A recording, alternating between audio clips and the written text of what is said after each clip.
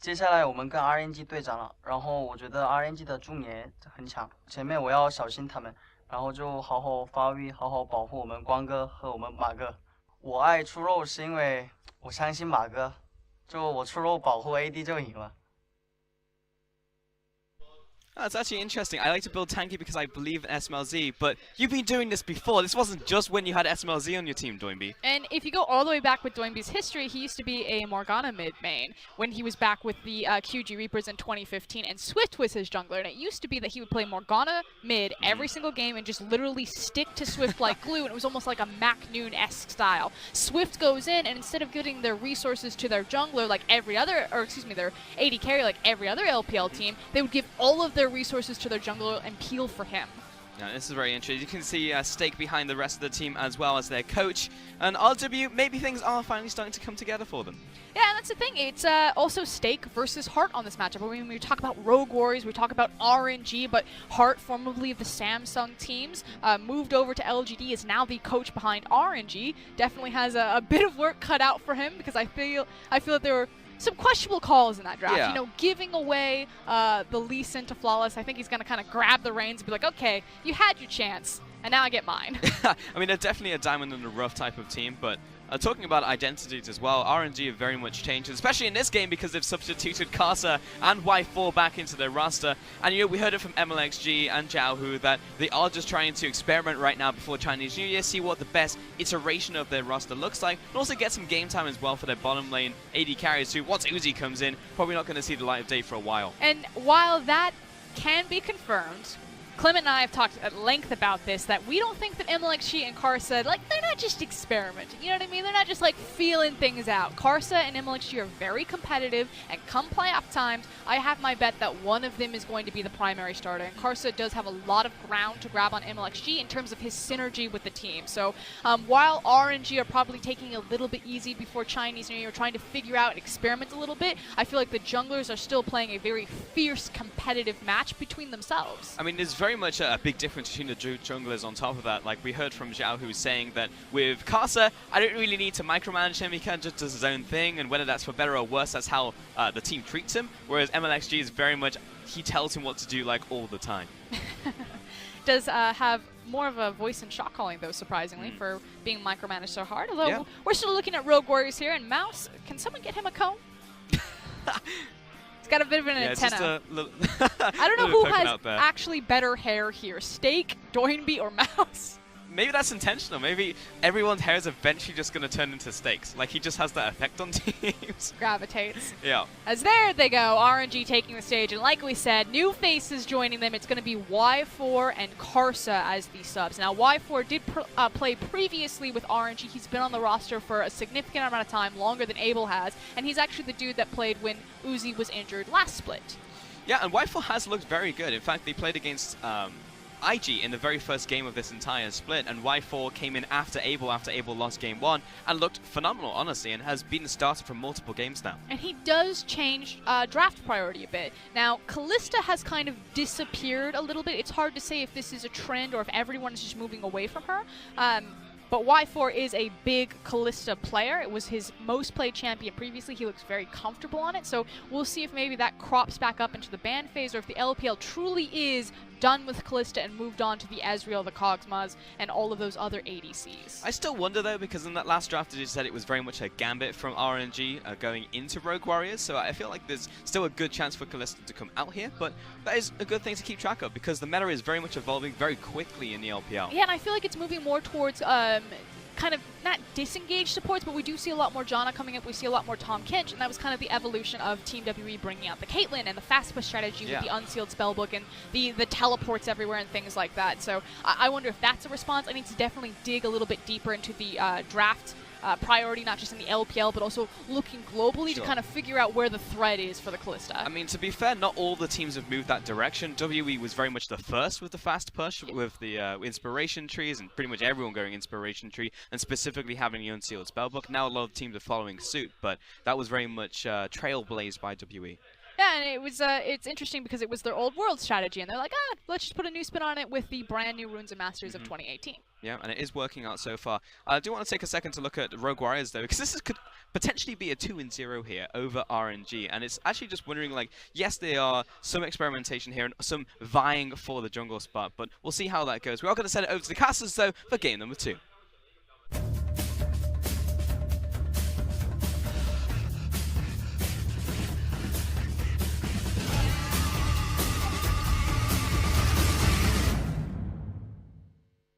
Thank you very much, Pulse and Frostgurn. I don't know how much more of this I can take, Rusty, because these games have been amazing for the past few days. They certainly have been. They have definitely been delivering. Every time RNG seems to be on the Rift as well, something crazy is happening, and that's kind of out of the ordinary, let's say, for RNG. They're meant to be a team that can do extraordinary themselves, but it feels like they have to do that just to win now, not to do something above and beyond winning anymore.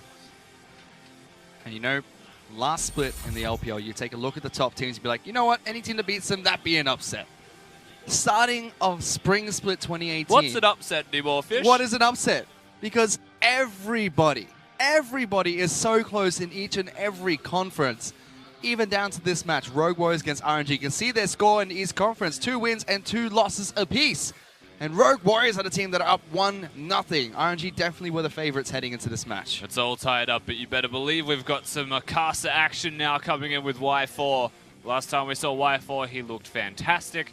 Casa, I think we've only seen him once, and honestly, it wasn't very good from him, but he wasn't playing a meta champion. He was trying to innovate and got pushed around, got bullied, and beaten and bruised. So now he's got a real opportunity to come into the team and play a bit more consistently, a bit more as you would expect from Casa as a player, and maybe just hit those smites. Yep, Casa opened the match for RNG in their first game back in the LPL this year. We speculated if that was going to be an Abel-Casa duo thing as the reason, but that's clearly not the case ever since. No, it's not, because they've been swapping around Abel and Y4 quite frequently. But this is the first time Casa's been back, to my knowledge. Correct. And now he's playing with Y4, who's been subbed in over Abel. Abel didn't have the worst of games, but he did get caught out in the final team fight that gave Rogue Warriors the victory. Yeah, like Abel didn't really do anything. He didn't do anything poorly, but he didn't do anything. And Y4, from what we have seen, just has a bit more presence in lane, a bit more control in the 2v2 and working with Ming. Again, these two have been operating together for a year, as Y4 was the right-hand man of Uzi every single time that he was injured. He was always around to pick up that slack, and I mean, they won Rift Rivals together.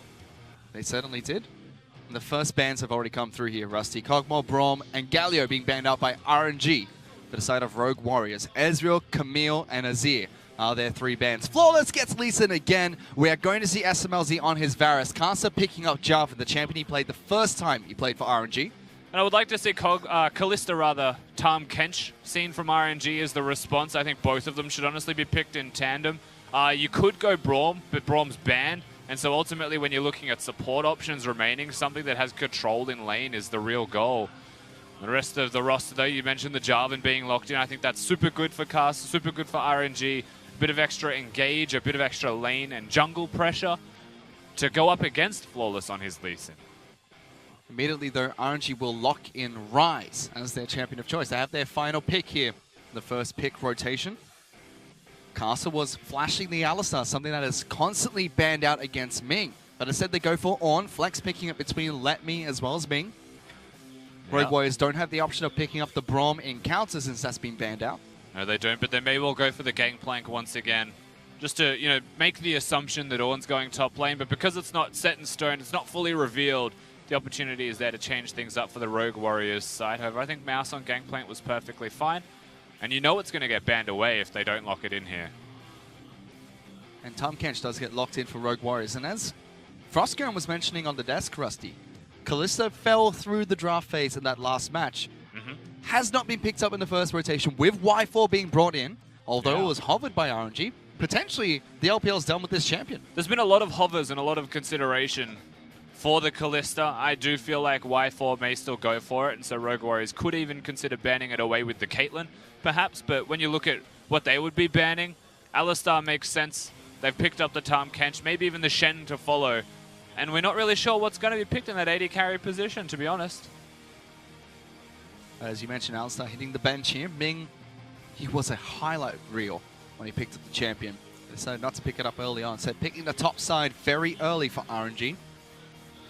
Yeah, with that extra priority on the Ornn, of course, being able to flex it alleviates a whole host of pressure as Doinby's now getting targeted. Karma is the man that comes out from RNG. Doinby has been very outspoken that he, can step back to be more of a utility-based mid laner. Yeah, now he can also play meta things. He's got a game as Malzahar. Azir is banned from him, so he's not going to be able to pick that one. But he's also got Lulu as a champion that he has played, and it really comes down to what the rest of the composition's going to be. Can Lulu work? Well, if you have a Rumble top lane or a Gangplank top lane, there's always going to be that possibility that they can pick that one. Alawi as well, actually. I think Alawi's a super awesome consideration here if the Ornn does end up top lane. Oh no, don't do this to Pulse, Rusty.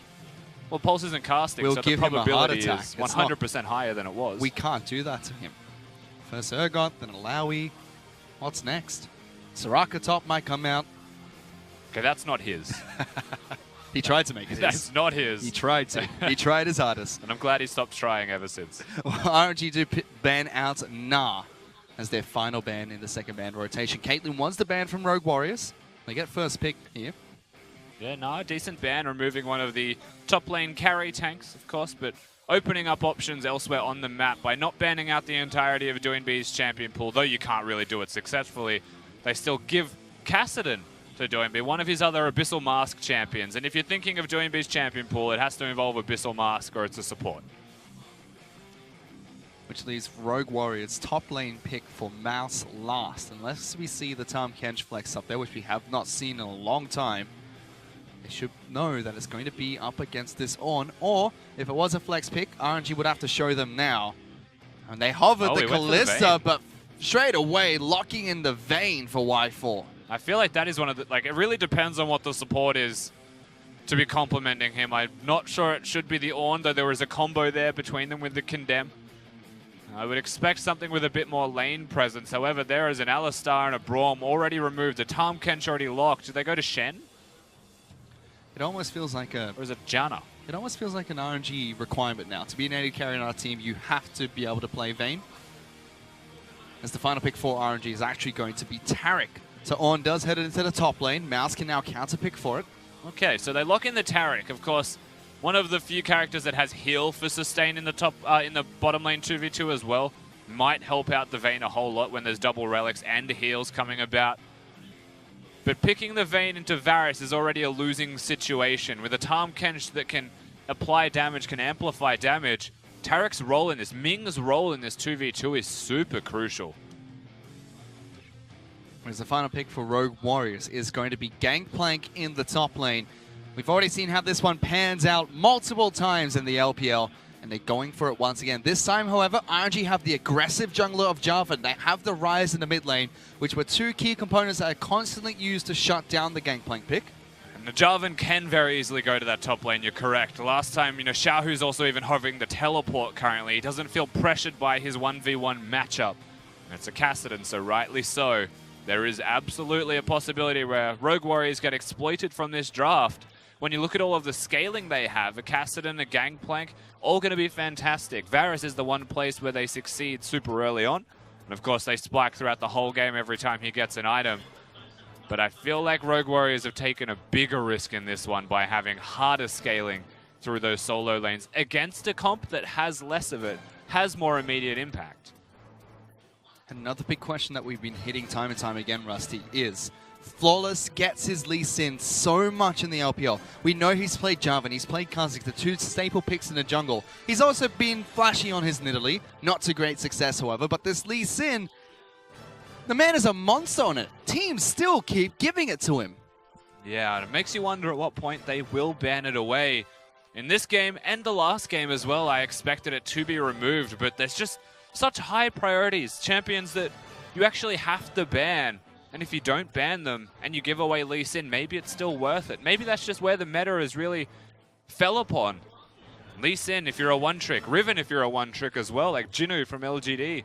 Like, it's possible you get those champions more often because of how strong the meta is. Camille has to be banned. Azir, Malzahar, all strong champions. Ezreal now in this second game had to be removed from SMLZ. But it's still targeting ban now, targeted banning players like Ming, picking up the Alistar. Yes, a strong support in the current meta, but we haven't seen too much of it as of late. Hey, that's you. What? Have you not listened to the discussion we've had about this? No, not at all. Raz and I reckon that that shopkeeper looks exactly like you. Oh, yeah? Yep. Not even a little bit. Dresses like you. He has the same, posture, attitude. You're all a bloody mess. Don't say Not that to the crowd. Definitely you and Raz. Come on. Crowd's great. Don't be this. They're lovely fans, Rusty. You can't do that to them. Cheering for the team. They're so passionate. All of them showing up here on a Monday. Oh, listen to him still yapping after I called him a mess. Here he goes. Diversion tactics. It's a Monday afternoon, by the way, Rusty. It's not morning anymore. I know that you reckon 5 o'clock is, just about hitting the PM. We're in game. We're not in Australia anymore. The time zone's been I'll changed. tip you upside down if you don't start talking about the game fish. Well, we are in this game, Rusty. And RNG going to be starting on the red side of their jungle, picking up red buff. As we see Flawless this time, not going for that red buff start on the top side of the map. He's going to be picking up blue buff for himself. Yeah. As the bottom lane junglers will progress, something different from Game 1 to Game 2 for Rogue Warriors is the place that I would immediately want to draw my attention, being that Flawless gets the double lane leash. The nice stun in the bottom lane early. Good but damage. More so, after these guys trading, that Flawless isn't going to be on the bottom side to influence this lane anymore, and perhaps that does shift the face of what the 2v2 was. If RNG knew where he started in Game 1, they felt more pressured down here. Really good trades coming out from both bottom lane duos here. SMLZ always stepping up every time he has that fleet footwork available. But that is a hard win for Rogue Warriors just because of the fleet footwork that you mentioned. That is the difference there. Extra sustain in the lane. And here's that change on the top side of the map now with the aggressive jungle picker. Let me can be hyper aggressive against Mouse, who already has been able to pick up a red health potion for himself. Just kleptomancy things, really. Certainly is. Caster also being nearby. Will he look for a dive is the question. There's no stopwatch active. I think he's looking for Flawless. A lot of Lee Sins will queue the Krogs before they walk in. Instead he tags it with the E and then walks in on top of Casa. Casa gets good damage to kick things off, sending Flawless below 200 health before he can even respond. They might go for a dive here, Rusty. It looks like they're considering it for sure. Cannon Wave, very good chance. Xiaohu up in the top lane as well. There's actually nothing that Mouse can do, and first blood's picked up by Let Me. Super clean by Xiaohu being here. It allows them to dive, and guess what? They're still looking. Those minions are not yours, Flawless. Well, he tries to jump away. Casa looks for the flag, drag, flash combo, but does not get the knock up onto Flawless. Teleport coming to the top lane by Mouse. He wants to stick around, but this... Oh, no! The poor Mouse! He's just stuck. There's too many members of RNG here. Xiaohu taking up the turret. Double knock up coming in. They land on the Xiaohu. Flawless gets in! Flawless gets a return kill. Casa's going to die here as well. Mouse is chasing him down. He's a little bit too quick. Ignite onto Flawless. He jumps away. Let Me's gone under the turret. It's a cloud fiesta up here. And Mouse, he's going to get the double kill. Mouse gets 2 kills on the... That could not have gone any worse for RNG for the secondary attempt at a dive. Xiaohu gets sniped by a Lee Sin Q, and then Chaos just breaks out. That's inexcusable from RNG. They started so well, and they just did not want to let Rogue Warriors get the minions. And a minion wave comes in, and that is what saves Rogue Warriors top laner, and eventually both of them. Turret damage ramps up over time, and it does not change when you swap aggro anymore. They go for this dive, and Mouse, cool as a cucumber here, Rusty. Now, the only one without flash is Caster, so naturally he's not going to tank it up. First, Xiaohu has been hit multiple times now. The tower was going to kill him either way. Flawless then wastes his flash. Unfortunately, he needs that to get the second kill, but Mouse will turn around and try and help. Let Me flash Ignite going forwards. He knows he's going to die for this kill. And then Caster comes in and says, let's make it a 2-for-1 special, boys. You can have another one on me. Oh no, Mouse is double buff as well, Rusty. This is not good at all from RNG. Flawless also got a kill as the end result of this. Now, meanwhile, the thing that we need to point out, the unsung victor of this is actually Doinby, who's got a CS advantage over Arise as Kassadin and is nearing that level 6 point. Oh no. And if things are going to go from bad to worse, that's actually the lane you're going to look at when Flawless gets closer to 6, when Mouse gets closer to 6. Global impact, cross-map impact as well from that Gangplank. I mean, I'd be bringing a Kassadin somewhere and assassinating a jungler. We talked about this in Champion Select. The 3 pieces of the shutdown Gangplank puzzle on Java and Rise. All three picked up by RNG. They went for that very early dive after a massive minion wave gets stacked in the top lane. They even chunked out Flawless. They got the first blood. They could have just, left with that. Yes, they could have. But they didn't. And no, they did not. And that's definitely the place that they will be looking at and saying, we made a giant mistake here. As you mentioned, mid lane's already got an advantage. RNG's bottom lane, however, is still pushing in against SMLZ and Killua, which looked like to be the advantage for Rogue Warriors earlier in the match. Yeah, of course, poking out a Vayne and a Taric at level 1 is nice. It gave them lane pressure early, but it doesn't mean that you're going to win the lane, especially not with double relics running around and with a Taric there for the Vayne to heal up that little bit extra. Fleet Footwork made the difference early, but now there is a free unsealed spellbook for both AD carry and support of RNG. And when they choose to recall, they can teleport back in. Whereas Killua's the only one running it in the bottom lane for Rogue Warriors. Doinby has picked it up. In fact, he has his teleport available now on the Cassidy. Started with heal. And stopwatches are also available. Moving into the next engages, there is a chance that we have a lot of golden children.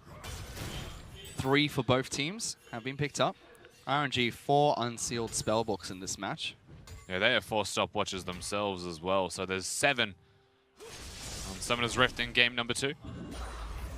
Doinby picks up his first blue buff. Flawless donates that away. Xiaohu's still yet to pick up his, and he's actually a level behind the Cassidy right now. With Cassidy being level 6 and having that little bit of extra control as well, Rise, whilst he has a catalyst, the way that this matchup tends to shift now is that Doinby will expend resources, trade his health constantly to try and up his damage output, knowing that he'll always have mana. If a Rise doesn't have a blue buff, and if they don't time them perfectly, the Rise actually loses the 1v1, so Karsa has to gank it pretty much straight away. Karsa is on his way, but Doinby does path towards the bottom side of the map. Meanwhile, moving deep in towards Flawless's jungle. Lemmy's here as well. They give up the red buff for now. Karsa wants to try and take this one, but Gangplank is going for the collapse. We also have Doinby coming in as well. He has blue buff, so he can start stacking out Rift Walks. Teleport's coming in from the bottom lane. That's Ming trying to join this fight. Ultimate comes out from On, redirects it the right way. First stopwatch used by Flawless. He's trying to get out. There goes another one. Karsa and Ming both using theirs. Kick away, trying to get Rise away from this team fight. Karsa is low. Mouse is trying to do this one out. He gets the kill, but big double knockout coming out from Letme. Returns one back for RNG. Mouse now trying to run away. Ultimate comes out from Xiaohu to cut off his retreat. He pops his own stopwatch as well. Can't get away from danger here though. There's no mana available for Xiaohu. He can only attack. Mouse gets out alive. A complete magician's magic there from the top laner of Rogue Warriors. They're diving bottom as well. Teleport's coming down into this bottom lane now. Who the heck is coming down here? Gets cancelled. Ming! Oh no! Flawless has found him! He gets taken down. Y4 in the bottom lane forced to use his own cleanse as well to get away from SMLZ's ultimate. And there's just action everywhere. I think it was Letme's teleport that was cancelled there, but Ming's also got... I really don't know anymore. Either way, the teleport was cancelled. Bottom control to Rogue Warriors in the 2v2 down there, and pressure onto the structures. Now, Karsa wanted that red buff so desperately, but he wasn't going to get it. And Xiaohu has to come in and defend this structure from falling. This is complete damage control from RNG at 9 minutes. All right, the next person to tell me that Season 8's meta is boring deserves a smack, because this game has been amazing to watch. And we have four unsealed spellbooks coming out from RNG in this game, and everyone is just teleporting everywhere, going for fight after team fight. You know, the next person to tell you that, Fish, doesn't know where to watch League of Legends. Let's put it that way. We've got a ripe old stream just sitting here ready for you to watch. With that, though, Rogue Warriors have picked up a 1,500 gold lead over RNG just 9 minutes into this match. A lot of that is on the top side of the map, though. Here is that chaotic team fight once more. And a lot of this for RNG starts off by missing spells. Karsa misses the flag drag, but he's in. And so now they're committed to the fight. The other thing here is teleports will come in. Doinby's aggressive. Mouse and Xiaohu duke it out, but Flawless secures the red buff with a smite for 6. Then he gets to use his stopwatch and dash away, as everyone else was using their stopwatch to avoid some kind of damage here. But Flawless gets to live because he gets 6, because he kicks Xiaohu away, and that gives enough time for Doinby to come back in and make a trade out of this. Something that probably should have went to just RNG. Stopwatch here was good, and it looks like he's dead. Everyone just thought he was dead, and then no one realized that Xiaohu had no mana. The worst communication, unfortunately, for RNG on the back end of that fight from what started so well. And Mouse held on to his flash for so long as well. Let me look at it, try and cut off the alternative retreat path. Meant that they didn't have enough damage to take him They down. want Casa. They're going to get out, kick him back. Does get the lead sync Q. Ultimate comes out for Casa. Flag drag gets him away. No Gangplank ultimate available. That was a teleport being used in the top lane, I believe. Yeah, barely lives though, Casa. Unfortunately for RNG, that pressure they had on the top side, through a cheeky play, just being in the right place at the right time, Rogue Warriors jungler Flawless diffuses.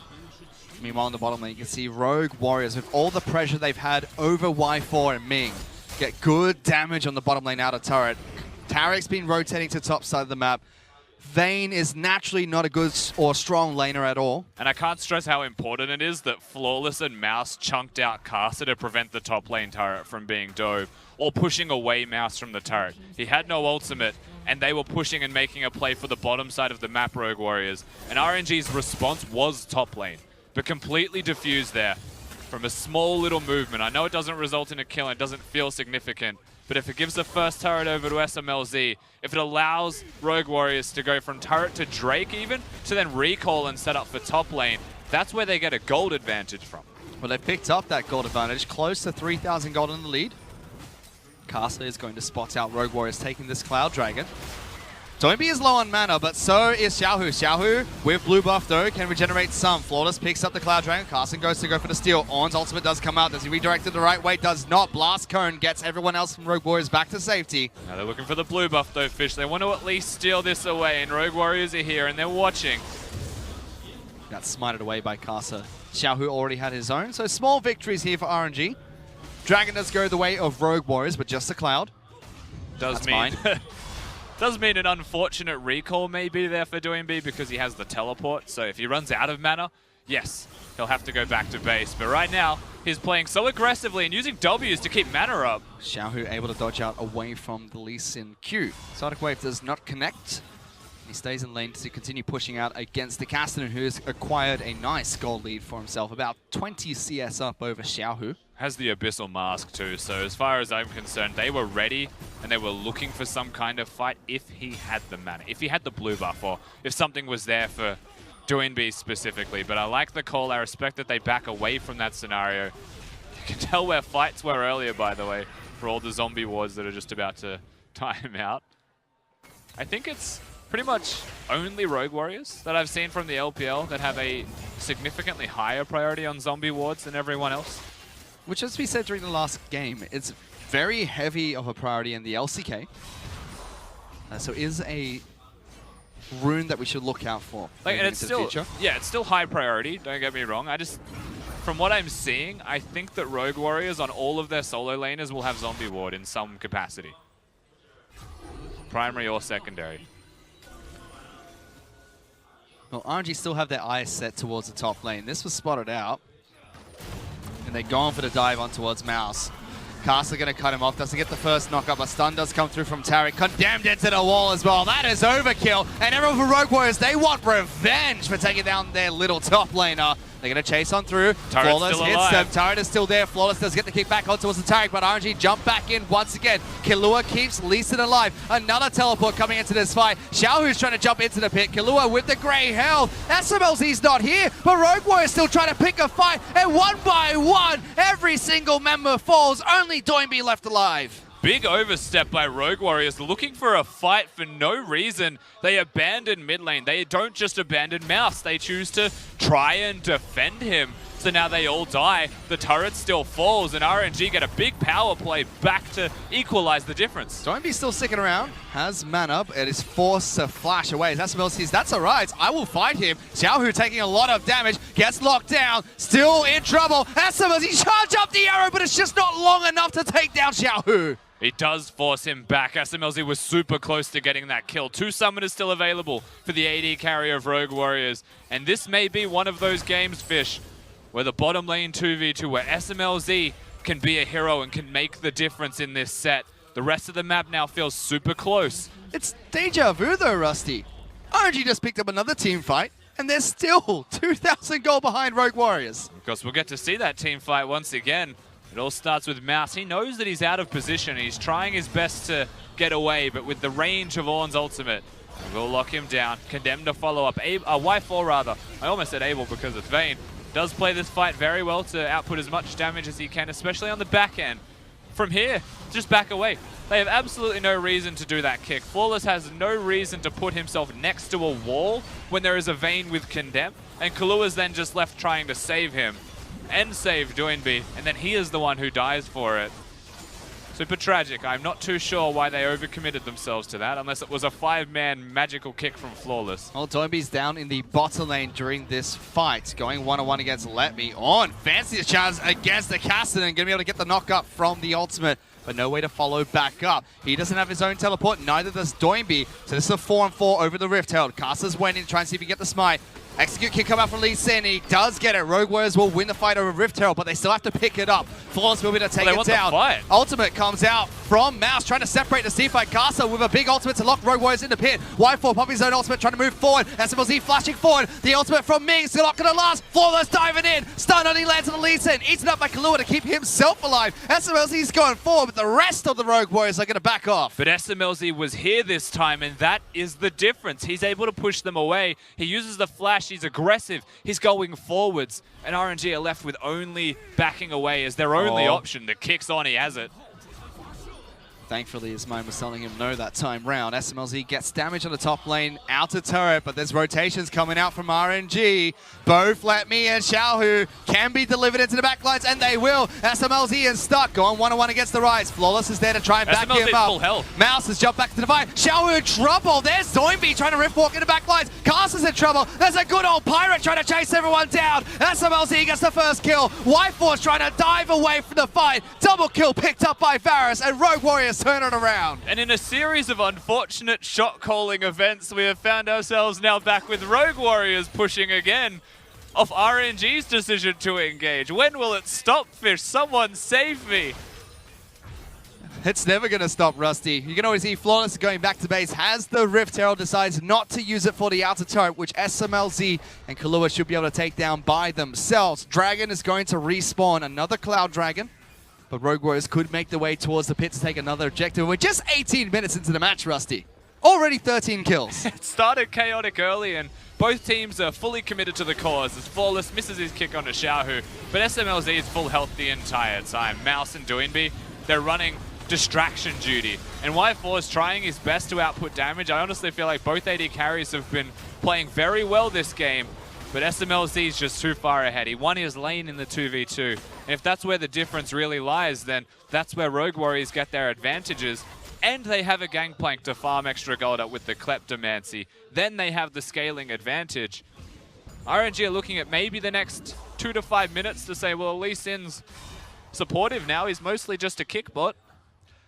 He's got his Warrior Enchantment upgraded, and he's going for the Night's Vow once again. So we'll be able to provide some extra dive potential for SMLZ, or potentially Doinby or Mouse if they need it during a team fight. And SMLZ is massive. Up 200 CS, 2 kills. Gwinsu's Rage Blade, as well as the Wit's End complete, even picking up the Ninja Tabby to make sure that he doesn't die to Casa's dive. I think he's actually insurmountably large now for everybody except for Y4.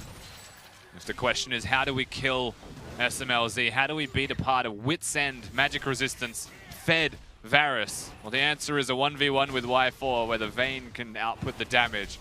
Otherwise, it's never going to happen. Rogue Warriors make their way down to the Dragon Pit. We're going to take down the Cloud Dragon for their team. They already had one, so 2 will be stacking up quite nicely. Third one to spawn will be an Ocean Dragon. Just small objectives here and there. 20 seconds until Baron comes up for the first time.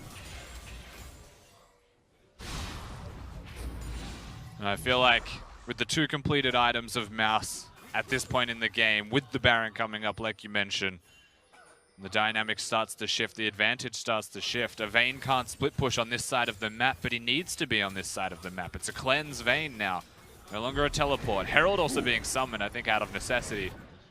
With all of the fighting that has happened in the past couple of minutes, they almost forgot to set up for a Herald play, but they're sieging the mid lane with it. They want to try and get something out of it. It's going to get a full health charge, which is always useful. And that's all that Rogue Warriors settle for. Set up the mid lane inner turret to be knocked down later on in the match. Yep, they put it in the oven. 180 degrees at the moment, baking for a few minutes. Let's see what time they take it out. Rogue Warriors now move towards the Baron Pit. as Doinby fancies a piece of Y4, jumping in quite aggressively. Doinby is able to play like this now that he has Azonia's Hourglass as well. He's building that little bit more offensively than we're used to from him, and I know that does sound funny, but the Azonia's Hourglass is a very nice hybrid item for Doinby. When you're looking at the rest of his team as well, we've mentioned the AD carries builds. A Locket Rush for Killua on top of all of this to try and stop Burst from the side of RNG, and that's something that they have only got small amounts of. I actually think that it's more just to stop the Vayne's damage, the proc from his Silver Bolts. Y4 0-0-3 hasn't been falling in these team fights, still has his own stopwatch, but just not dealing enough damage just yet. No early static shiv, which we've seen a lot out of Crystal. Yeah, actually went straight towards the Infinity Edge, you're right. Straight towards the AD route with his itemization. And it's not at the Ardent Sensor just yet for Ming, but I believe that is why he has gone towards a rush of the IE. You get that extra attack speed every time he is shielded and healed. Which seems to be what Ming is trying to pick up here. No tier being picked up by Taric. We see a lot of Tarics in the LPL pick up tier of the Goddess. Try and supplement their mana, not only in the laning phase, but also throughout team fights. Yeah, I think his flat amount of mana may be cause for concern here, Ming. In saying that, he'll have a lot of mana regeneration. Typically, the support item of choice is a redemption against a Gangplank. As the kick is on. Flawless going to knock back Casa out of his Flying Drag. Can they kill him in time? And yes, they can. Mouse gets the parlay for that final tick of damage. Jungler is gone, and Rogue Warriors look towards Baron. They're actually going to hit it as well. They're not baiting the Baron. They are doing it straight away, and with how much damage they've got, it is successful. It is theirs. And RNG don't want any piece of that pie. They're just going to try and push mid lane. Big pick coming out from Flawless, knocking Cast out of the Flag and Drag. They're trying to collapse on towards Y4, who was just pushing down mid lane. Not able to do so, but with Baron buff, they can collect what they put in the oven and move towards that mid lane in a turret. They have cleared the wave quite well, Y4. Maybe to just slow them down that little bit further, try and prevent that push in the mid lane. And Rogue Warriors knowing this fact as well, they don't have the minions. They're trying to make a pick onto Let Me, and they can see him teleporting, so they're not going to catch him. But that is a crucial summoner being used by RNG. Let Me uses it to get out to the bottom lane. As one of their 2 teleports on top of that fish. Only Xiaohu can split push now, and Doinby is now able to run amok as a result of that. We can still see Y4 and Ming swap out, but the cleanse a little bit too important for RNG's bottom lane duo at the moment. Red buff gets picked up by SMLZ inside of RNG's jungle. Rogue Warriors spend a little bit of time wasting the Baron buff to recall, but they take some small objectives here and there. Hurricane already picked up by SMLZ as well. Sheen being picked up by Doinby here. And even the makings of Mouse's third item coming up shortly. I think best case scenario for Y4, as you mentioned, those summoners and the necessity for cleanse, is that he needs a QSS. I actually think that optimal for here is a QSS and he swaps that cleanse back to heal. That way he's able to actually still survive through all of the physical damage that is on the other side. Now QSS is there for the Varus. Cleanse is currently there for the Varus as well. They just don't want to get engaged on while they have to frontline to wave clear. And when you've got a static Shiv on your Vayne, Y4 is actually a part of the wave clear. He contributes to that, so they could catch him out of position. That's why the QSS is super valuable. So now Rogue Warriors return into that mid lane. You see barrels being thrown down by Mouse. No crit comes out as Flawless being a bit cheeky with Ming.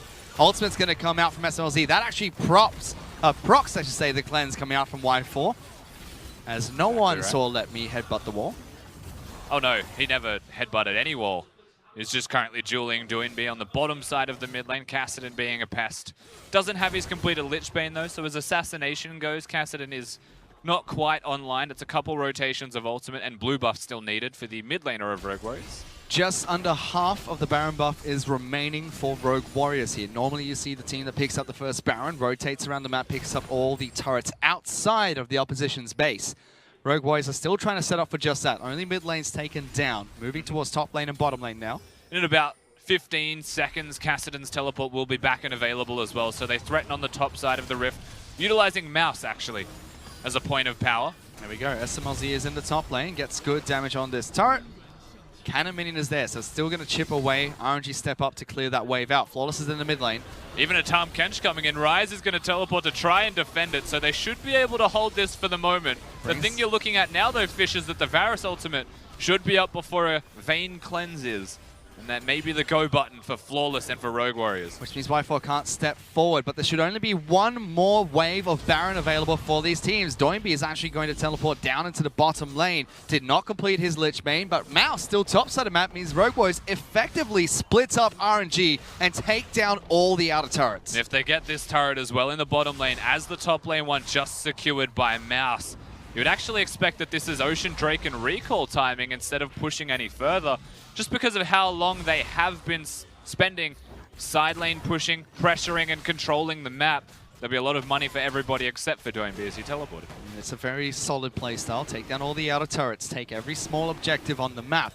Rogue Warriors did it well just as their Baron buff expired. Didn't even force a fight against RNG, giving themselves a 10,000 gold lead over RNG. They have played this game out very well once they got the lead, once the chaos actually was put back in its place. And we got to see Rogue Warriors play slower League of Legends, pressure RNG in all 3 lanes at once. They've done so very successfully and they've looked very good doing it, as they've now hit those big item spikes respectively on their side. And now with the item advantages that Rogue Warriors have picked up, they can sit awake. Baron will come up in about 2 minutes and 30 seconds. And when that objective is back up, RNG will be forced to pick, fight for it or lose another massive objective, potentially parts of their base. Tends to be the game plan. Of course, taking that blue buff away would have been nice to have as well, but Doinby is only level 15, but he's found himself a Vayne. Y4 forced to use his ultimate, takes a lot of damage, uses his cleanse once again. Ultimate will come out from Gangplank as Ornn just gets obliterated. Killua puts himself on the scoreboard as he picks up that kill. Let Me actually dies for the sins of Y4 in the middle lane also. Now they pressure. Only one lane to push. Xiaohu and Y4 still hit a clear waves, but SMLZ's pressure may prove too much. And he has a decent amount of shields here, so he can continue to auto-attack this turret. Mouse going to tank it back up, and Rogue Warriors pile on in, taking down Inhibitor turret 1 in the mid lane. Inhibitor is the target for them here. Doinby has to be careful. He's low on mana, and Mouse low on hit points. RNG looking to try and go through. Xiaohu going for that duel. SMLZ does get condemned to the wall, but Killua will eat him up and keep him back and safe. Kasa slams onto the AD carry. Xiaohu forced to use his Zhonya's to get away, but Doinby's taken down. Kasa, Killua is hungry for more. He gets one more kill. Make that another one for Rogue Warriors as Y4 is being pushed back to the fountain. And the Inhibitor is secured. 3 minions left alive. It's Y4 and Let Me trying to defend, and I think they will. So Rogue Warriors will play it slower. They'll go for the second inhib. They are too far ahead, it feels like. Baron is up in a minute. There's nowhere that Rogue Warriors have to go in a rush. Y4 as well as Let Me trying to defend the rest of the base, but they're going to lose 2 inhibitors for their troubles. 2 inhibs gone, and look at the vision control that Rogue Warriors already have around the Baron before it spawns. They can recall and they can reset and get extra iterations of those wards, but they feel no need to place it. RNG now have to go through 2 separate waves of vision control just to get to the Baron, which means realistically they'll be doing this blind. And they have to play way too risky. With a 13k gold deficit, you need a miracle from Xiaohu.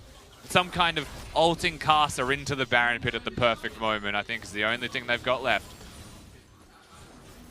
That Baron comes up in 25 seconds. RNG had control of game number 1, and it was Baron steal from Flawless that kick-started the comeback for Rogue Warriors. Even in this match, RNG picked up a few team fights, but no matter what they did, Rogue Warriors were one step ahead, always held on to that gold lead. The side wave control has been there for them also. Having the double teleport, the Kassadin with the Gangplank, of course. The 1v1 matchup, Xiaohu can't afford to side lane, he can't afford to split push, and Rogue Warriors, there is a Scuttle Crab showing them, but they can just hide inside the pit if they need. Well, a couple of members skirted around vision here, but Flawless said, you know what, I'm walking straight through it. They know that was warded, however. And they're going to continue. Xiaohu has no teleport, so that's just a free Baron. And RNG just give this up. No contest. Caster's not even going to look for a steal, so they're trying to put their eggs in one final all-in, it seems. Rogue Warriors with 3 minutes 30 of Baron to work with and 1 inhibitor left up in the top lane. The last remaining hope for RNG is holding the base, holding in one push as well. If side lanes start to mount up, if a big wave builds bottom. The problem with what Xiaohu has done is whilst he's cleared the wave and he's bought them 30 seconds to a minute, the amount of super minions that'll crash at the same time will be larger than. And so Rogue Warriors can actually play this one out slow. It's RNG's responsibility to try and find a desperate engage. There's no summoner spells on SMLZ. There's no flash on anybody of Rogue Warriors. Now's the time, if ever. Doinby is holding onto the wave in the mid lane. Damage onto the top lane inhibitor.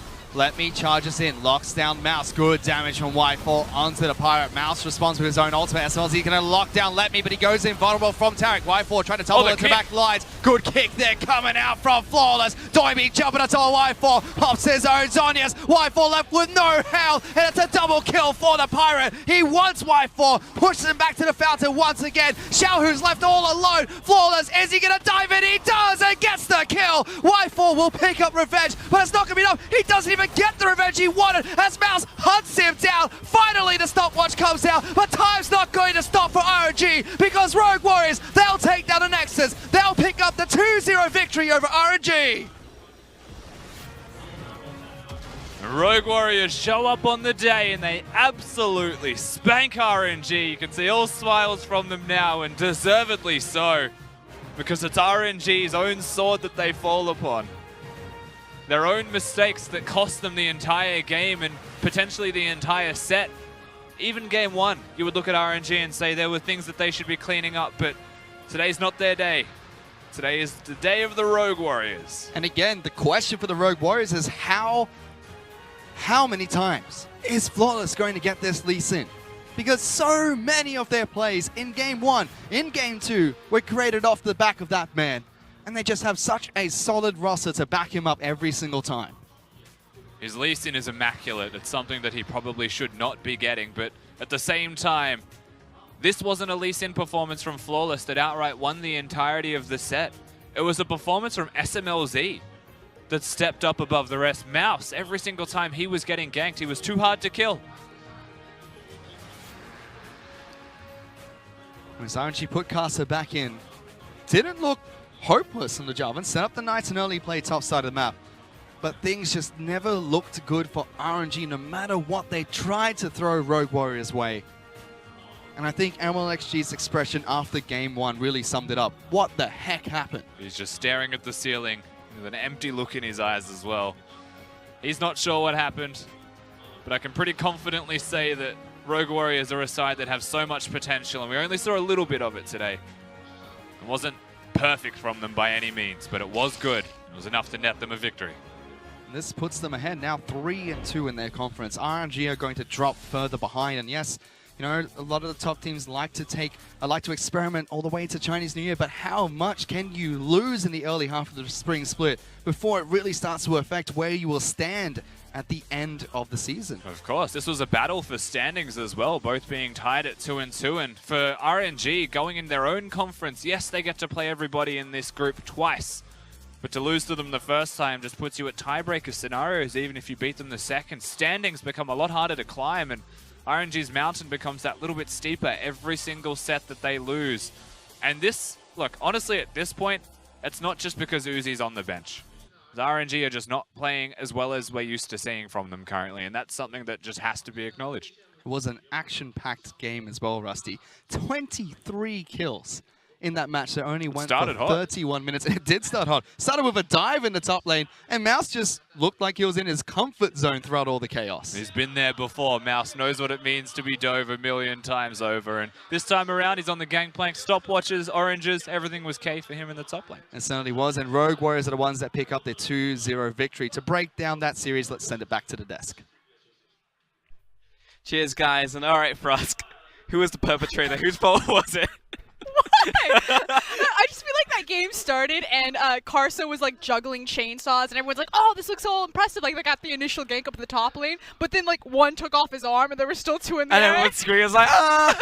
And then everything was on fire. Yep. No, unfortunately we have to start with champion select. And every team is different. Like I've been in a lot of different teams' comms. You know, sometimes it's very heavily based on like the players saying like, oh no, I want to play this. Like just trust me. And you can't always say that that's the coach's call. But unfortunately, there is a coaching position, and draft usually does go down to the coach.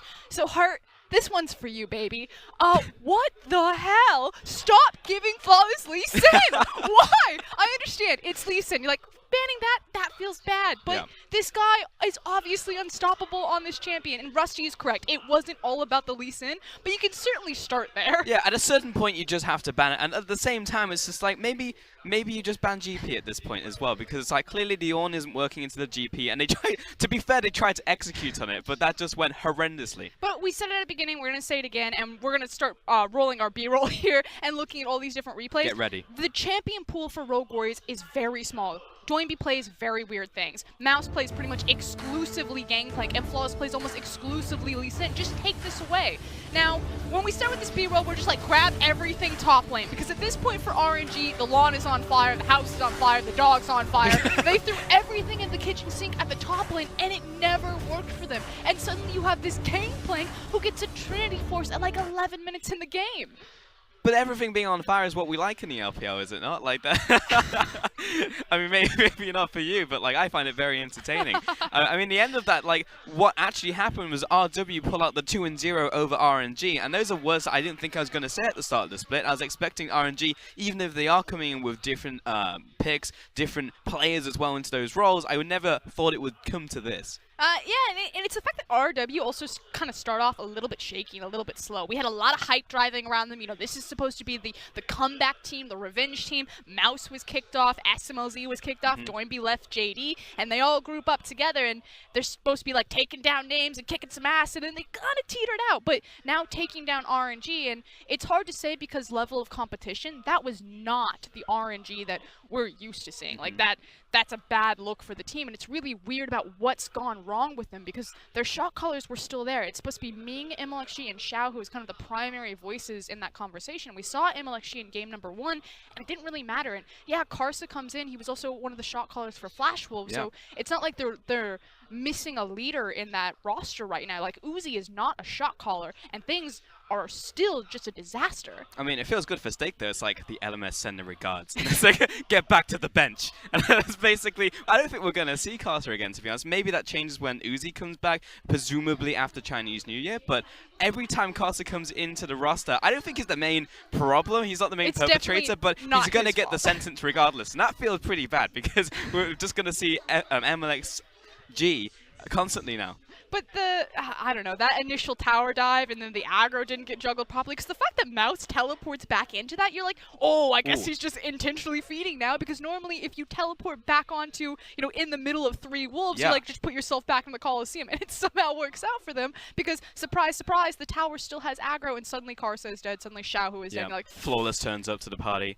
Yeah, exactly, and it all just kind of goes wrong, and it's not a good look, as you said, for RNG. You know, like simple things like a tower dive, even just not working out, not being able to juggle that, especially in this meta as well, when it seems to be even easier because stopwatches exist, but they pull it off before 6 minutes, so they can't even stopwatch. It becomes a massive problem for RNG. So we really need to see if they can fix it moving forwards. But we are going to send it over to Clement, who's standing by with RW's mid laner.